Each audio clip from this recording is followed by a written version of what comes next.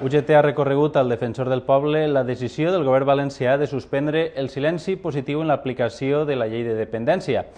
La fórmula del silenci positiu implica que si l'administració no contesta una sol·licitud, esta es considera concedida. Per a UGT, la suspensió del silenci positiu contravé la llei. És per això que en la seva pàgina web el sindicat ha penjat un formulari per a que els ciutadans reclamen la concessió de l'ajuda.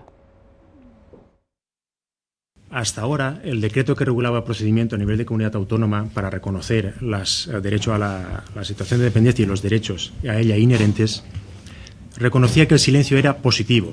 Es decir, al cabo de 6 meses, que es el máximo que podía ser, la Comunidad Valenciana ha puesto un tiempo muy largo, al cabo de 6 meses el silencio se entiende que es positivo. Bien, pues se ha aprovechado el Partido Popular la ley de presupuestos para no en el proyecto, sino en una enmienda, introducir a bote pronto que el silencio pase a ser negativo. ¿Qué significa? Que si no contesta la Generalitat, ahora la solicitud se entiende desestimada, no como antes que se entendía estimatoria.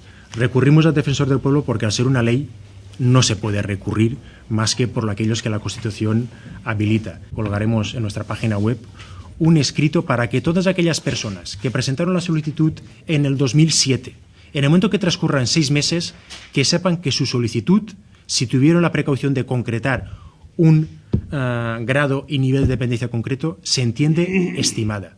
Y si presentan el escrito en el que lo que se pide es un certificado de silencio producido, la Administración Bienestar Social tiene la obligación de contestar en 15 días. Y además no puede más que contestar que su solicitud es estimatoria y que tiene derecho.